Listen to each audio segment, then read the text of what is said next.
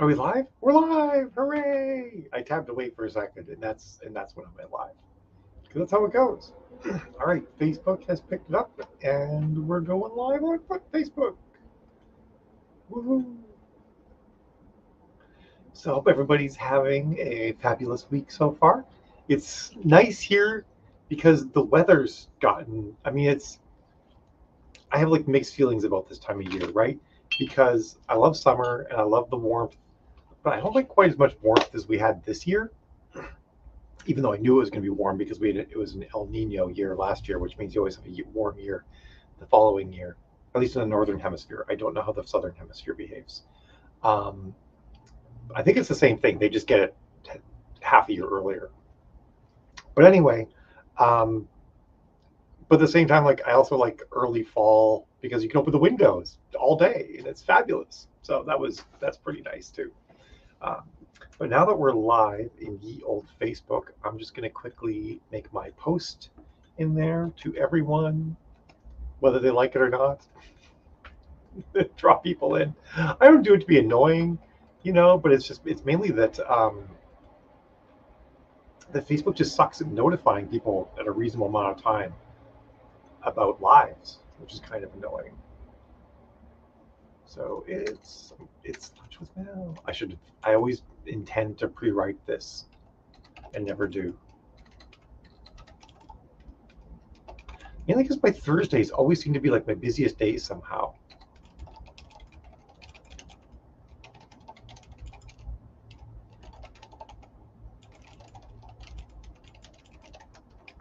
All right, there we go.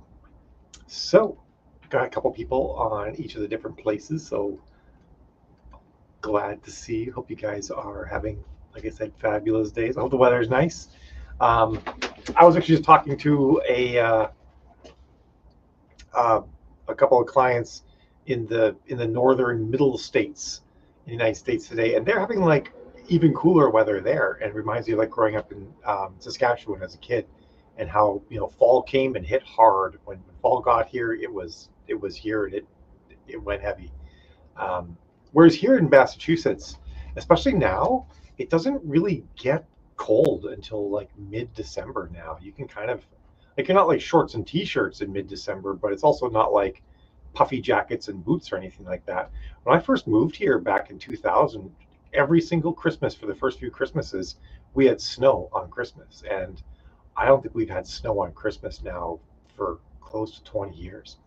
Hey Jennifer, how's it going? It's been a stretch. It feels like it's been a stretch. Um,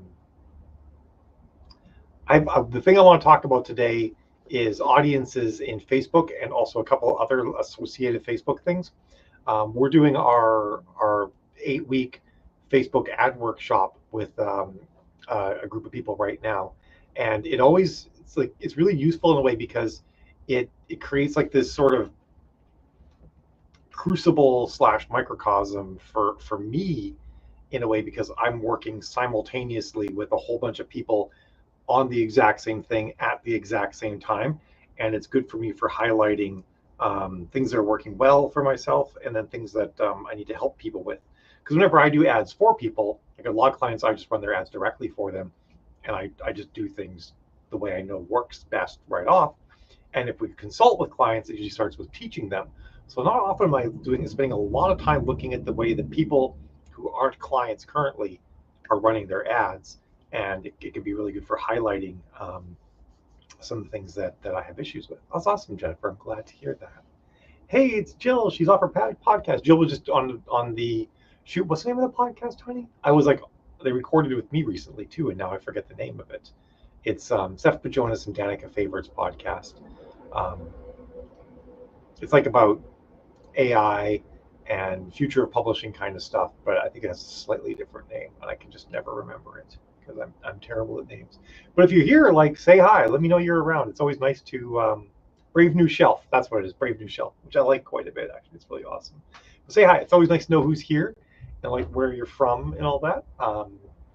It's it energizes me. I was actually just talking with my chiropractor today. She's actually a neurologist as well and does a lot of teaching about neurology and goes around speaking about it a lot. Um, And we were talking about how like when you're actually talking to a live audience, you just get a different energy, and it's good energy um, that comes out of it all. So, and then no one's saying hi, but there's a delay, so I'm not worried yet. I'll feel hurt in like 3 or 4 minutes. I'm just kidding. I'm not going to gaslight everybody. But yeah, I'm going to fire up a shiny new ad here and just talk a little bit about audiences. It's not going to be like, of course, what you would get if you're one of our classes, because I think I talked about audiences in the class for goodness. I think it was almost 2 hours. I tried to keep it brief, but it's such a big topic. I probably should have broken it into 2 weeks, and I didn't, and I regret that. Um, I'm sure everybody else does to a certain extent too, because it was like an hour and 45 minutes of audiences, but it's a meaty subject, and and and requires some time to get through. So I'm going to give you guys a bit of a snippet today. Hey Judith, how's it going? I'm going to give you guys a bit of a snippet today about some of the things we talked about. So just so I'm making it available to everybody else too, because I really do like doing that. It's not always possible in everything that I do, but it is like something I want to help everybody do better. If you're spending money on ads, I want that money to work better for you. I want you to get better returns from that. It's super important. So share screen. Just be a second here. I have two screens that look identical when I go to share screen. Which one is it? Like, this is so weird. How do both of these? Why do I have two screens that look identical? All right, I think that's the correct one. Yes, it is. Good, good. I just didn't want to share a client screen when I didn't intend to. Yes, it did go for an hour 44. You're right, honey. Yeah, Jill wasn't there for that one because she was out of the house. I think you were doing something out of the house. All right, so I'm just going to make some audiences here and kind of talk about what's wrong with them and what can be improved. Now, the very first thing I really do feel strongly about I need to mention. Actually, I'm going to go all the way back to the beginning because there's 2 points I want to make. Wait, no, I need to go back to campaigns and create a campaign. 2 things I want to mention that are crucial to be able to build the correct audiences. The first one is after you create your campaign, it's going to ask if you want to do recommended settings or manual. Always pick manual. I hate that they make manual look hard. They're like, it's a wizard, it's blue, it's happy. This one's gray and sad and has a gear, and gear means hard. Well, it's where you get all the options. It gives you everything that the recommended gives you plus more, whereas recommended strips away a bunch of options that can hurt you in the future if you want to do certain types of tweaks or anything like that to an ad. Every now and then you let me leave the house. Don't say things like that. People are going to think that I actually like force you to stay here or something like that. Like, I have to ask Jill when I can use the car because she's always going places. Like, not in a bad way, but she's the dominant car driver between the two of us. So always pick manual. You can't get all the audience options if you choose recommended. And then once you're in here, let me go to, so everything on the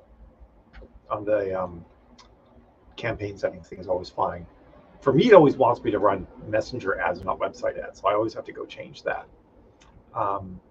And then, my audience section here is broken into 2 parts. It's really important to know that Facebook listens to what you have here and will ignore what you put in here.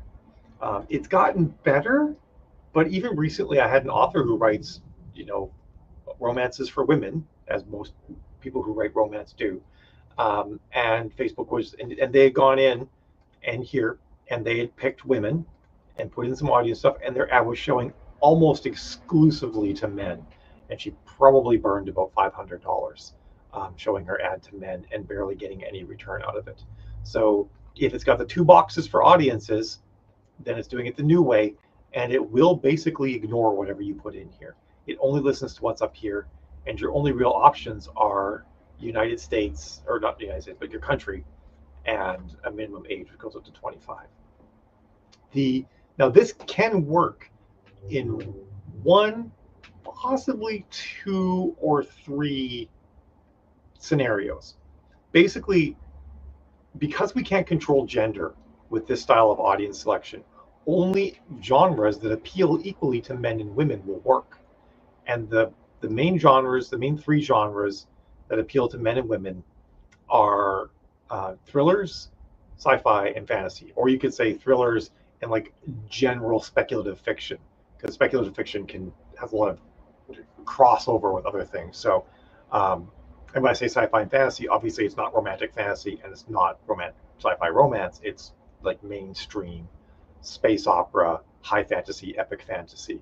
That sort of thing is where you kind of find that equal gender appeal.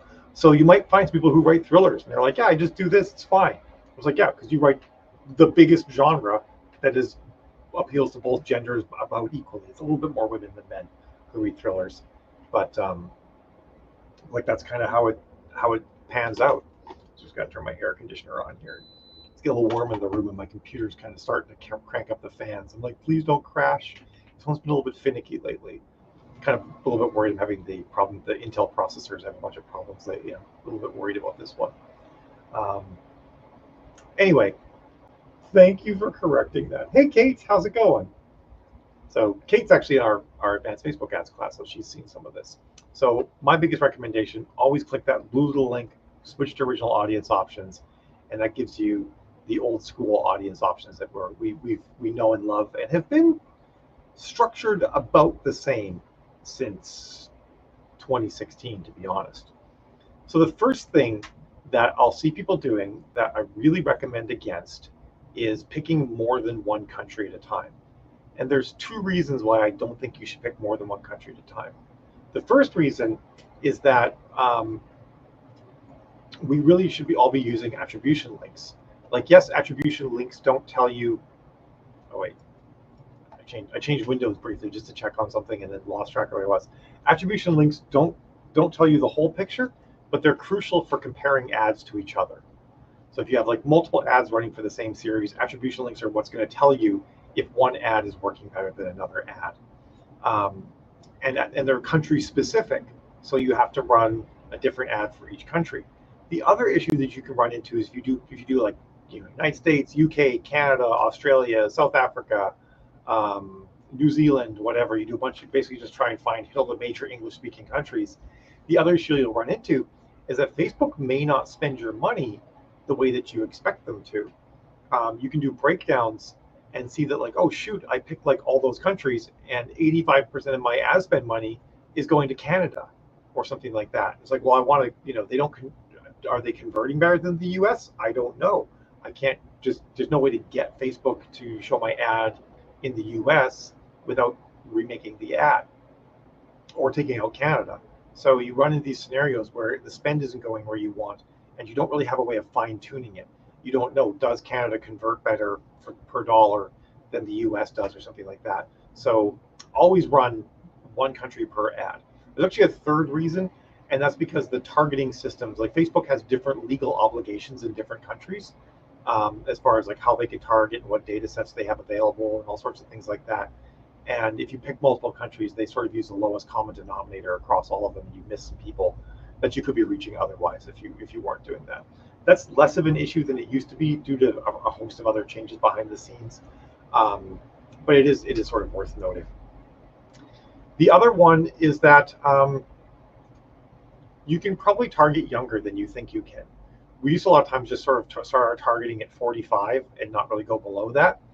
But that's because we were a lot of us were in KU and we were really looking for KU returns. But since the advent of like the TikTok shop and the book talkers and all that, and to a lesser extent Bookstagram, the new wave of younger readers has become quite interested in indie authors. Before that, they weren't super into indie authors.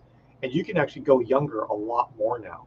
Now, you do need to, of course, have something that perhaps appeals younger, like Cozy Mystery is not one that does super well all the way down to 25. But, I mean, romantic fantasy, obviously, you need to be going all the way down to 25, maybe even 20. So do experiment with going lower than maybe you have been going if you've been sticking up around 45 or something like that. Also, I've encountered some people who this is sort of a new thing. I've never encountered people doing this too much before. They'll be running ads like 20 to 55, which I also find quite interesting because there are, between the age of 55 and 69, there are 30 million women and 25 million men in the United States. It's a substantial number of people that you might be missing out on. So if you do think like, hey, I want to go younger to try to see if they work better, I would recommend making two ads. One that's 20 to 55 and one that's 56 to 65 plus, and then seeing which one converts better. That would be a fabulous way of handling that, and not just sort of like going with this particular age group because maybe you got some advice, or maybe at one point you had an ad that was targeting older people and wasn't working well. I mean, that could have happened for a host of reasons. So do experiment with other age limits. I really recommend it. And then don't target just, I mean, even if you're writing in something that does appeal to men and women like thrillers, I really recommend still making an ad for men and still making an ad for women. And the reason being is that you might find that one gender converts better than the other. It's easier to make sales with men. Maybe men give you a lower cost per click, but they don't buy as much. Whereas women are a bit more expensive in the CPC, but they buy twice as often, which makes them actually more profitable. It's impossible to get that information if you target them both together because you don't have the granularity to know which one's working better. So definitely recommend targeting just men and women. Also, like you might find, like let's make an audience here of, I don't know, Colleen Hoover readers. So, and I'm going to go 20 all the way up to 65 plus. We'll do the full spread here. So this is actually, it's weird. I think I mentioned in prior calls, the audience sizes are a lot smaller than they used to be. And like nothing makes sense anymore, I swear. Like I'm also for Colleen Hoover and it says it's 500,000 to about 589,000. But when I pick her, I get an audience size of 1.3 to 1.6 million. The numbers don't make any sense, but they still are useful for comparing against other numbers for audiences. But I don't understand where the connection to reality comes from anymore with these things. But anyway, so we'll go with 1.6 million, and of them we have 700,000 are men and 800,000 are women, which is actually kind of interesting, isn't it? You would expect there to be a lot more women reading Colleen Hoover than men, and there are more, but it's not a lot more. Which means like, hey, maybe if I was to run separate audiences, these people I could actually get like a pretty even spend. I could put $10 a day into both of those audiences or something like that. Now, I really do believe that your audience should be over 1 million, so it looks like you can't target just Colleen Hoover with one gender because she's just not big enough. Let's try Robin Carr. What do we get for Robin Carr? So Robin Carr is 3 million for women and 350,000 for men. So there's an author that gives a very different thing. Now you're like, okay, now you know that if you really want to try and make a male-centric ad, for Colleen Hoover, which I don't know that, or sorry, for Robin Carr, which I don't know that you ever would. I don't know that there's enough men who read this kind of romance that you would want to do that. But you would only give them $5 a day. And the women, if you make your ad for women targeting Robin Carr, you could run that probably up to like $30 or $40, $50 a day. Actually, I've got some authors who've mono-targeted Robin Carr who are doing like $60 or $70 a day on their ads. So you can like fine tune that. But if you do both genders, you can't. And what if you do both genders and you discover that Facebook's showing, and you've got like an attractive woman in an evening gown for your ad image, and Facebook's showing 90% to men? Well, that's not going to work for you because you're missing out on the bulk of what's possibly and probably the better audience. So do always pick men and women so that you can test things and compare numbers and see which one's working better, and then fine tune and hone things from there. That's super important. So that's another thing. By the way, does anyone have any questions about particular audiences? If you do, throw them in here, and I will gleefully answer them for you. I'm just checking to see if all right, I have no comments from everybody. You guys are all just wrapped and paying attention, I guess, which I'll take. I think we've got like 20 people across all the different locations, just all watching, and I don't know.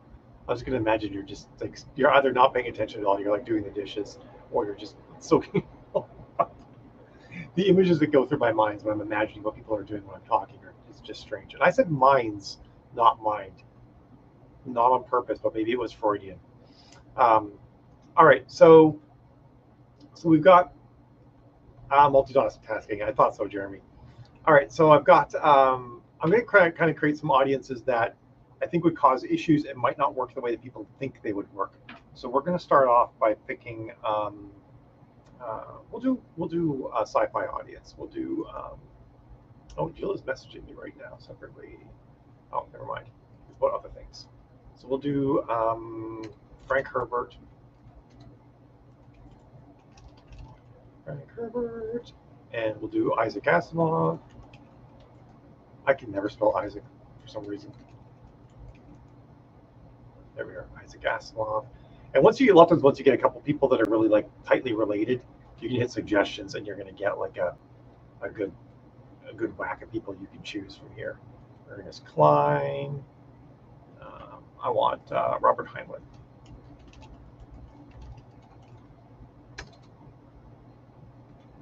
There we go. So I've now picked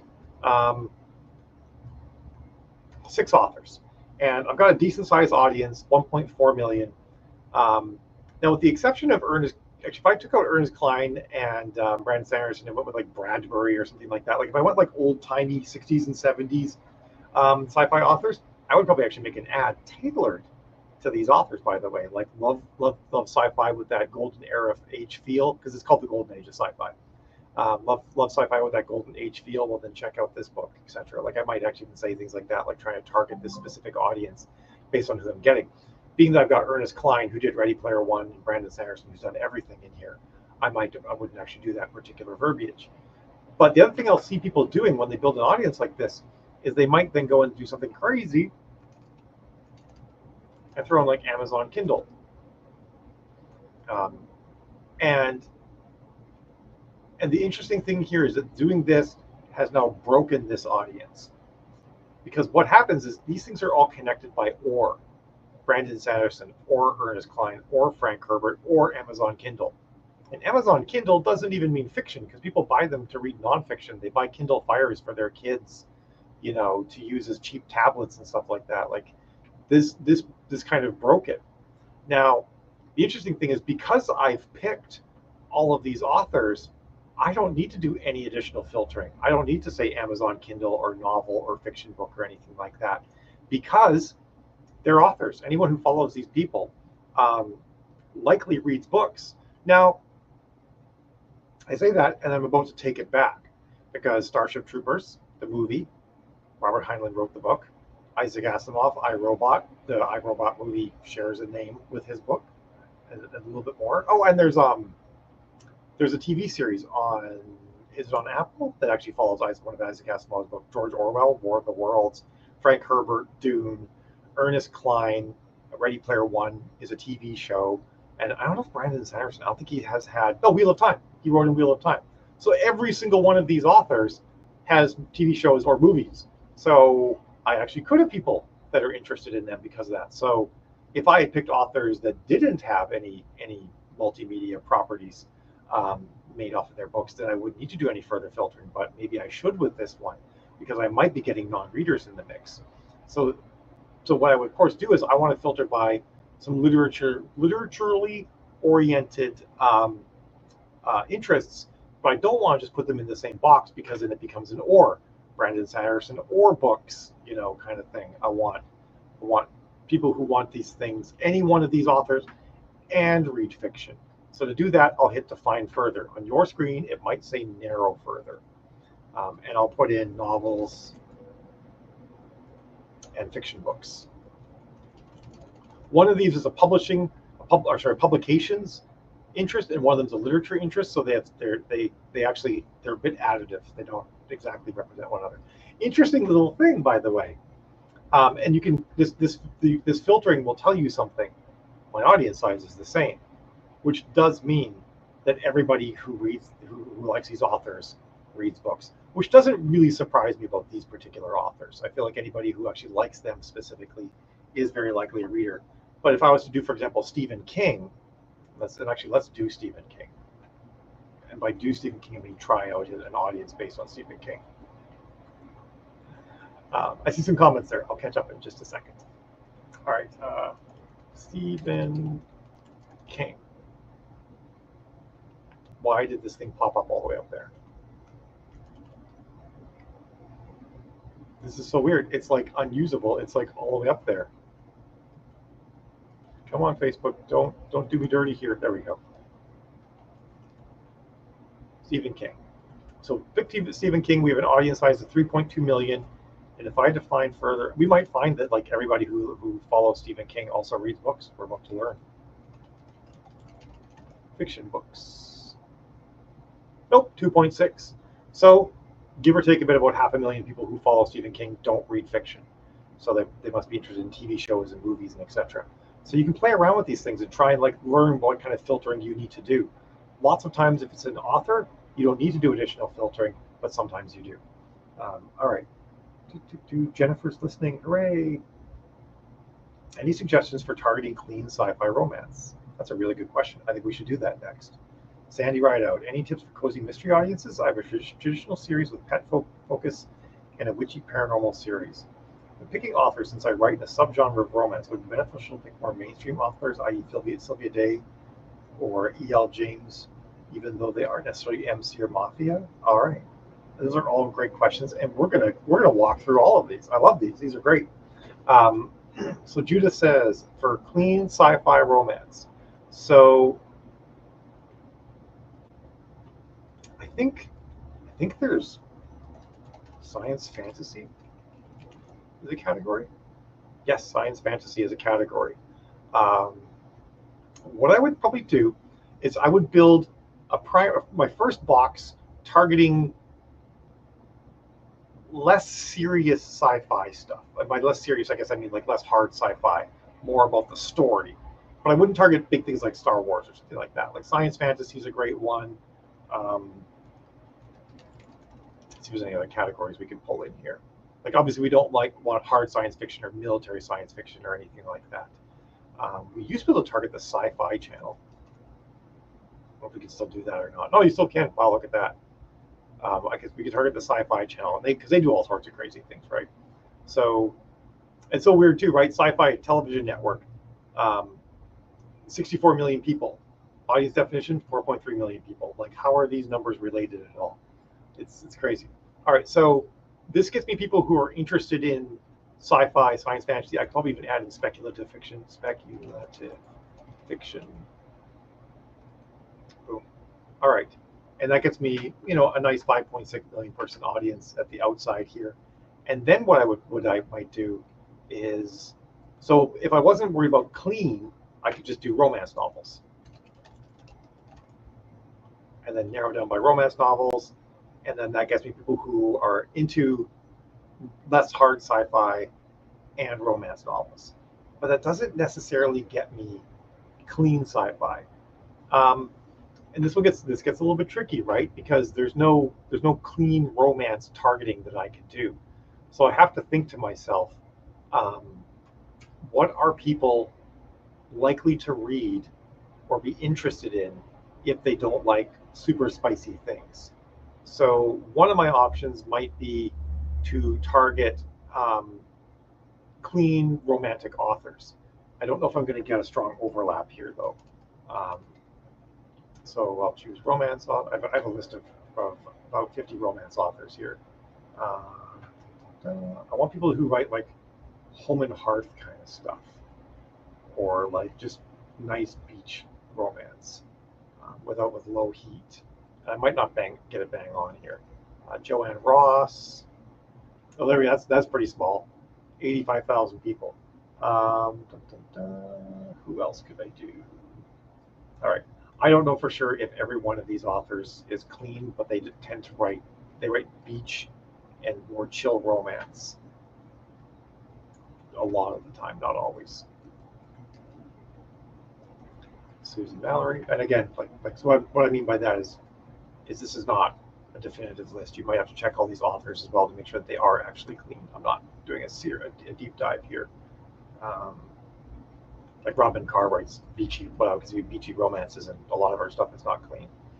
I don't think Debbie McComber. Brenda Novak, I think she's pretty clean.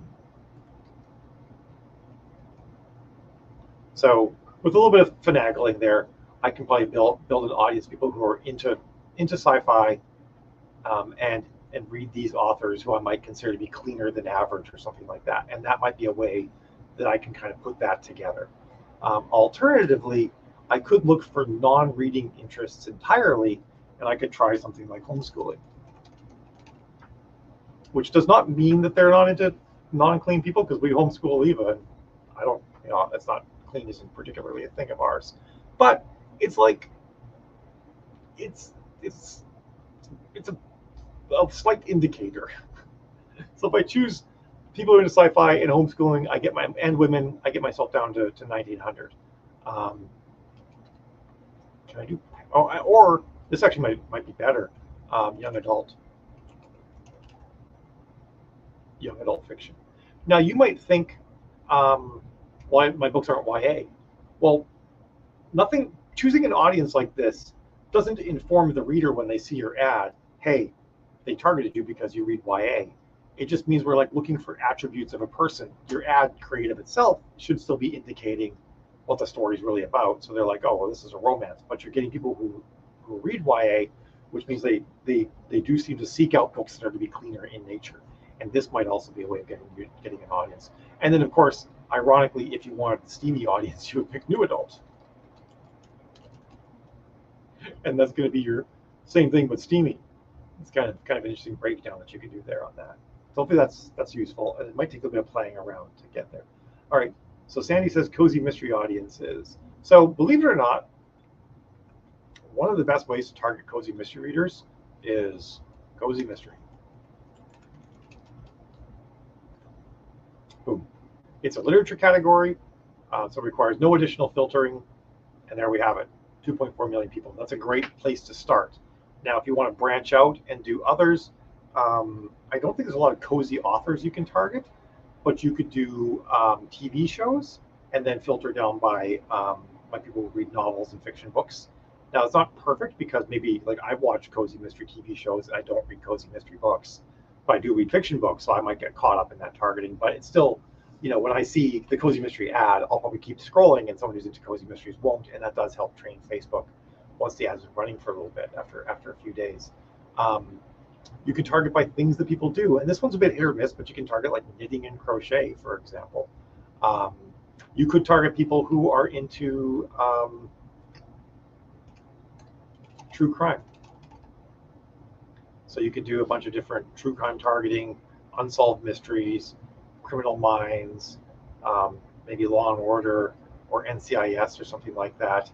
And then you could think like, can I narrow this down? I mean, I could narrow this down just by fiction in general, but perhaps you could narrow it down by, well, for one, let's say we're talking about the paranormal side of things, who I think paranormal romance. If you have a romance element, then paranormal romance. Now you've got people who are into mysteries and stuff like that, and then paranormal romance is going to get you people who like, theoretically, all three of those things.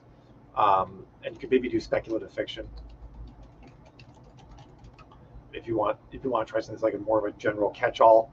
Now, this one, by doing this, we've brought ourselves down to 1.1 million. We're already like at the threshold for an audience size here.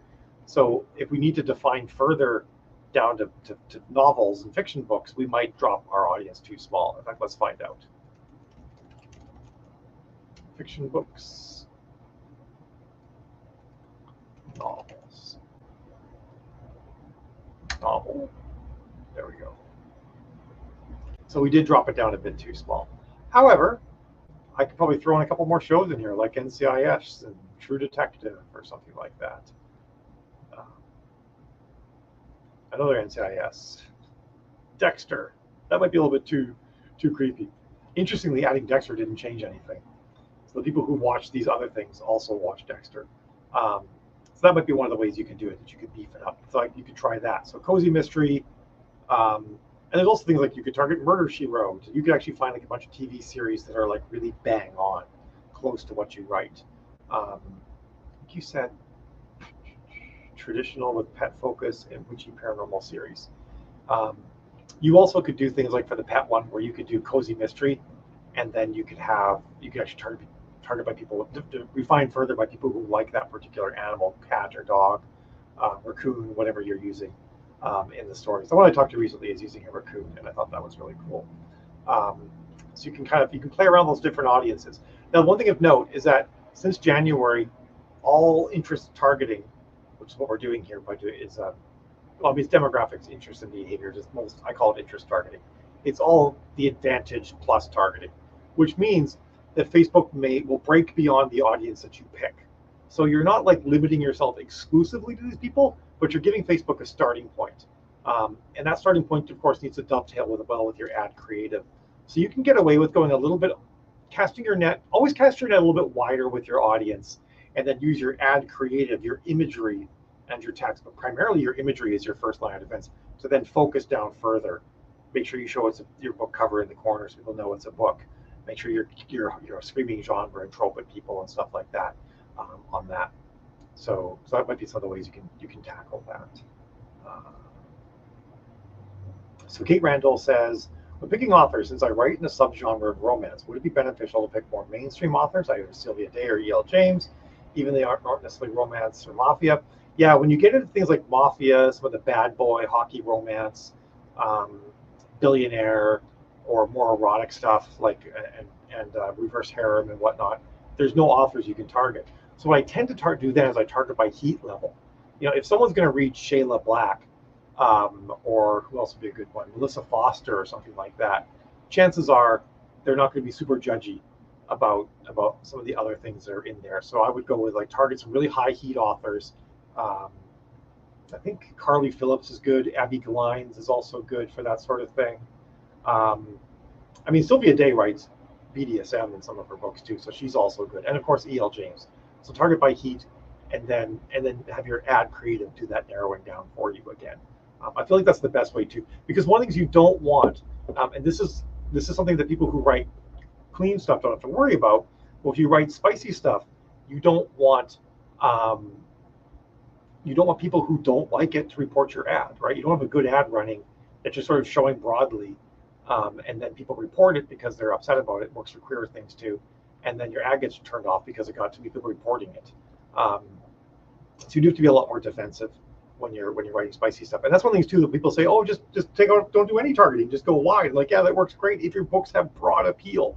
But if your books are niche and actually like having people coming out of church seeing your woman on naked man chest image on their phone are going to get upset about that, that's going to hurt you. So not everybody can do that. You have to be aware of that sort of thing. All right. Does the order you put in interest matter to Facebook? No. Just like I said, everything is in one box together.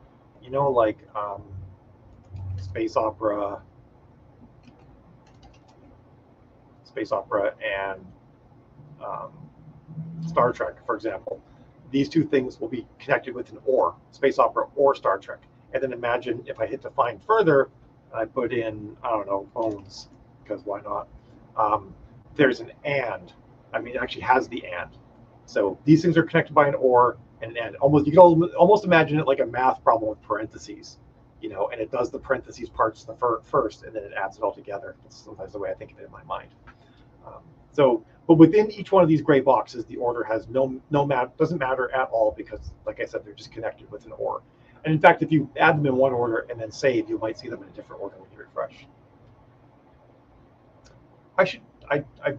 I'm going to share my list. I have a couple of different lists. I need to clean them up because right now they're organized in a format that only Mal's brain understands.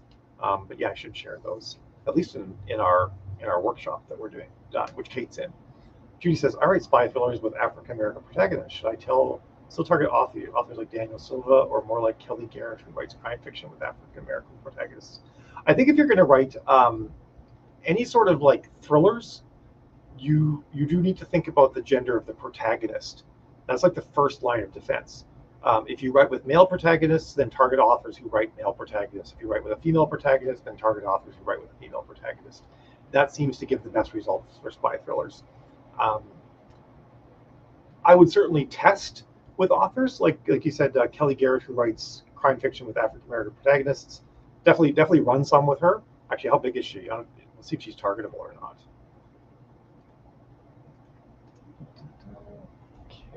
She might not be. No, she's not targetable, so she's off the list anyway. But if you do find some that would work, that write about even just non-white in general is a good place to start, even if it's not African American, because it means you're going to get people who aren't going to judge a book by its cover in that regard. Um, you know, so you kind of you get yourself to a group of people that might be more willing to read an African American, even if they're not good, even if some of the books they're reading are like I don't know, like Indian or Latina or something like that. Um, so you can do that for sure, but I wouldn't do just that. I would try some like that, and I would also try some that are just like authors who write female protagonists. Like at least like that's also a good place to start. And you can try authors who write male protagonists, but sort of they're less likely to be successful. So I would try the other ones first. But they can work. They might just convert at a lower rate. So it's also worth noting. You do want to make sure, of course, that your ad creative makes it very clear, you know, the important, you know, women African American, because you don't want people who aren't going to want to read that to see an ad that doesn't clue them in about that, click on it, land on your product page, and then nope out, because what that tells Amazon, people land on this page and don't buy, and that can negatively train Amazon as well. So you really want to make sure that your Facebook ad is filtering in the right people to Amazon for you. All right, it is a bit of a tough one though. It's an uphill battle, but I think it's a battle worth fighting.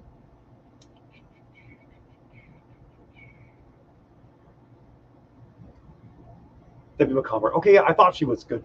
I sometimes forget because there's a lot of authors who write beach romance, but it actually ends up being pretty spicy, you know, um, or at least open door. So my list lists general tropes for most people, but doesn't list heat level for every author. So sometimes I'm like, crap, I can't remember this one. You're very welcome, Judith. Jeremy says, do we have any data yet on how big a category before? No, there seems to be no rhyme or reason to how big someone needs to be to get on this, because there's authors that are significantly larger than authors you can target, and they don't show up. I wish I could. I don't really try too hard to fathom it, because I just feel like they're in line madness. Agatha Christie, yes, she actually is a fantastic target. And Murder, She Wrote, Jessica Fletcher also does work, yes. I think I mentioned Murder, She Wrote, but I forgot to mention Agatha Christie. She is actually a fantastic target just on her own. Um, Colleen Hoover's okay. Yeah, she's kind of hit or miss, Colleen Hoover. I feel like her audience seems to be much smaller. It used to be in the millions when you pick her. I remember one time I picked Colleen Hoover to give me like a 7 million person audience, and this time it wasn't even a million. It's kind of weird. You're very welcome, everyone. Do you have targeting Rex for a new adult audience? I mean, I would do new adult, or I would do higher heat authors. I'm assuming your new adult is high heat. Tamara Weber is new adult and higher heat, and she's a targetable author, so you can play with her too. I'm not sure how big her audience is nowadays. Tamara, she's got 2 M's, I think. Yeah, there we are. So she's 2.1 million. So that on its own is actually a decent sized audience. You could try her too. And the other thing you could do is you could always try TV shows that are like that. Like I don't think Riverdale is targetable anymore. It was for a while, but there are like, you know, the OC style shows that you might be able to target some of those TV shows and then narrow down by novels. The kids are back to school, and I finally get to sit down with these again. Yeah, it's nice to see you, Ashley. It's been a stretch. Sorry, I just got distracted by my toe. I feel like, yeah, I can't remember which ones we target either. Damn it, now off the top of my head, but definitely worth thinking into a bit. There might be some brainstormy type things you could try. So that's some stuff I think you really need to look at for audiences when you're building audiences. And also the main thing I really want to mention though is do not build an audience like this, because you've now targeted anybody who's interested in the Amazon Kindle. You might as well just take out Tamara Weber, right? Because this audience is massive and includes people who read anything and people who don't even read, like I said. So make sure you don't do that. In fact, and you might have noticed that when I say define further, I'm always using novels and fiction books or maybe romance novels or something like that. I'm not targeting by a device, because we all have our books in print and ebook. Why would I be targeting just by ebook? I want to just be targeting by readers. And 80 to 90% of people in the United States get their books from Amazon, whether they're print or otherwise. So, you know, just basically just go for readers, and and they're going to find 90% of them are going to buy your books on Amazon. Only 10% of them are going to be like, no, I won't buy from Amazon. So you're catching the biggest group by doing that, and by not targeting by device. And the same thing goes for ebooks or something like that. Like ebooks is just a bigger version of Amazon Kindle. Lots of nonfiction people, lots of people who just freebie hunt, who are just like, pirating books or just pull down the freebies off BookBub, could be interested in ebooks and they never buy. You want to target buyers as well as much as anything else. Predatory Mafia TV shows narrowed by fiction, but that didn't do well with my KU reads. Had a few sales. Very interesting. Yeah, I mean, not all these things are going to be successful. There are things to try and test with all of these. Yeah, Mafia, like, I don't know that there's any TV shows that I feel really embody Mafia romance. Like there's The Sopranos, I guess. That's not really primarily romance, and like Sons of Anarchy, but also not primarily romance. Like, I don't know that there's really strong TV show options for that, unfortunately. Readers versus device, yes. Peaky Blinders. You could try. It doesn't hurt to go wide, to go wider with your audience building here, and then use your ad creative to narrow it. What I would do is if you want to try going wider, I always say do it. Try going wider. Try casting that wider net. But if you find that you're getting lots of clicks and not a lot of conversions, then that probably means you cast the net too wide, and you need to dial it back in to try and get that core audience in play. Also, one of the things that works too is because Facebook, like, they do this advanced detailed targeting stuff, they start narrow with what you picked and they go wide on their own anyway. But you could also start narrow, and then once the ad's ticking, start like just pulling out remove your define further section and just let Facebook kind of have a bigger pool to play with. And that can work as well. A lot of times I'll do that with ads where, like, I get it scaled a little bit, and if I scale it further, I can't quite pull it off. So a lot of times I'll duplicate the ad, and then the duplicated version, I'll make the audience a little bit broader to see if we can get that bigger group of people. Like, it's sort of like Facebook's kind of primed to know who should see it, but I kind of like let it get a bit bigger, and that can help as well. Do you ever feel like an ad is peaked and stopped delivering? If so, do you just copy it exactly and create a new one and let it run fresh again, or do you always tweak it? I always start by tweaking, because if you create it fresh, you never know if you're going to get the same audience behind the scenes, because there's always, every time you make an ad, it goes through a learning phase and builds sort of a custom audience for that ad. And if you make it from scratch, you don't know if you're going to get that same audience. So I always start with tweaking. Maybe I'll depending on what's happening, I might increase or decrease my spend. I'll play around with the audience a bit. Maybe I'll like swap out some headlines that aren't performing well. Maybe take out some of the images that are underperforming and put in some new images. Like, I'll always tweak that stuff first. It actually usually goes images first if the ad stops performing, because image fatigue is the thing that happens first. And then I'll try headlines and then audience. Usually in that order for the things I play with. And if none of those things really resuscitate it, then I'll remake it from scratch. I don't duplicate in that case. I'll remake from scratch, and I might try some of my new changes in the remade version as well. But basically, every ad will peak and stop delivering. All ads die. And that's actually like an important mindset thing I think it's worth mentioning too. And I'm going to wrap with this because I just realized I've talked for 50 minutes now.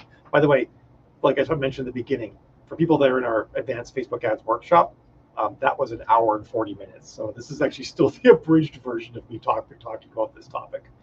Where was I going to go with this? But yeah, I think sometimes we like expect our books and our ads to sort of take off, reach this sort of like plateau of self-sustaining excellence, and then just carry on forever. And that's not a thing that happens. Every ad dies. Every ad stops working eventually. And that's not failure. That's just, they have a life cycle. And the same thing is true for books, right? Like, every book will diminish over time. And that's not failure either. That's just the life cycle that they have. So don't judge yourself by this unrealistic expectation of eternal performance for your ads, that they just sort of carry on working forever. Understand that they all die, and that you need to be prepared for that and have other ads running and be ready to scale up other ads. And it's not failure. It's just, it's why it is. It's why like Coca-Cola has a marketing team and doesn't just run the same ads that they created in 1960. You know, like, they're always making new ads, and same for every other brand out there. It's just the way it is. And also be aware, like, well, we don't, well, no author can really operate with their ads being a full-time job. We don't have the time. We are also the people making the product, so we can't do our ads full-time. But just be aware, like big business, there are full-time people doing ads. It is understandable for it to be a thing that takes up a lot of time, and you hit a limit and you can't dedicate yourself further to it, and that's also okay. You know, one does not need to have eternal growth. There, you can sort of reach equilibriums on things, and they can be some amount of fluctuation. That's okay too. So it's sort of as a mindset suggestion, you know, just keep that thought there that, you know, no one has ads that run great forever. Everybody's ads die, and you're not doing terrible because your ads were going well and stopped working, and now you've got to get some new ones going well again. That happens to everyone. Um, you're not a failure. You're just having to deal with an ad platform and retailers that don't give us a lot of information, and doing the best you can. You know, so just be aware of that. All right, all ads go to heaven. Oh yeah, I like that a lot. Um, I've fallen a little bit behind on Solaris. This year got really busy for me, and there's actually also been a lot of chronic pain issues I've been dealing with this year, and Solaris is the one thing that kind of slipped.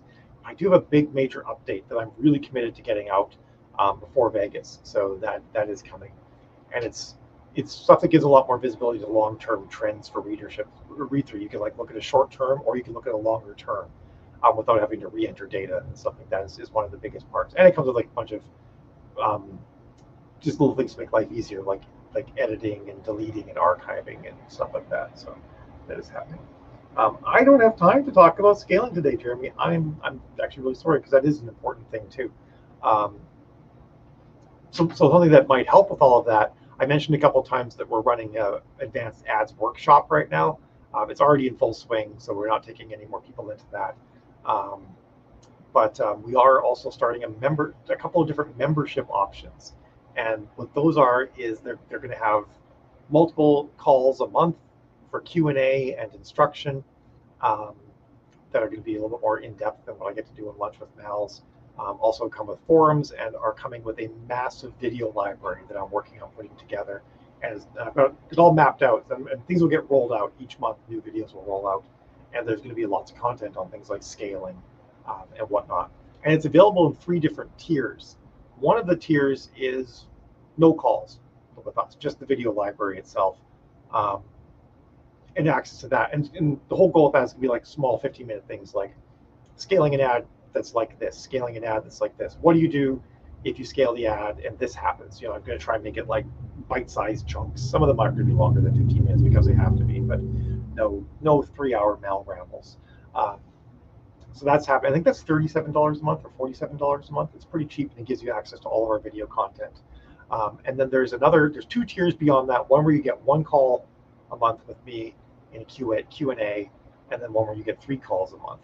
So that might be something that some people might be interested in as well, because you're going to get a lot more of this meat and potato stuff all the time, and be able to like engage. They like, Mal, here's my ad, here's the data we're seeing. What do I do?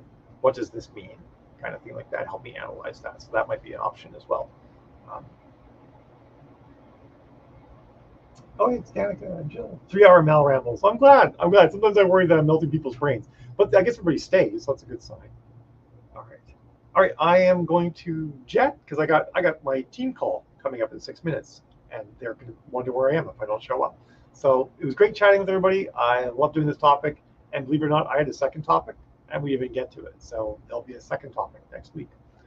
It's actually going to be around how often do you check your ads, and what do you do when you check your ads, and what you do look for. So we'll talk about that next week and give you guys some more meat and potatoes in the mix here. So it was fabulous talking with you all, and I hope you have a great day and a great weekend.